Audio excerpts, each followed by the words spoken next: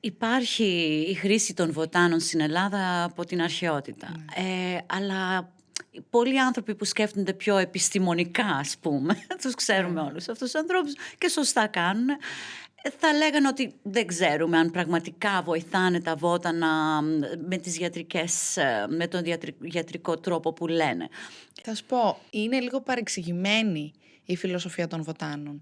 Δεν υπάρχει όντως μεγάλη ανάλυση στη δραστικότητά τους και αυτό γιατί ένα βότανο, εάν το βάλεις στο εργαστήριο να του κάνεις φαρμακευτική ανάλυση, έχει πάρα πολλά βιοενεργά συστατικά. Δηλαδή μπορεί να βρεις ένα βότανο με πάνω από 30-40 βιοενεργά συστατικά και αυτό δημιουργεί σύγχυση στο τι τελικά δρά και λειτουργεί. Όμως θα σου πω ότι υπάρχουν πολλές μελέτες οι οποίες εστιάζουν σε κάποια γενικά χαρακτηριστικά των βοτάνων.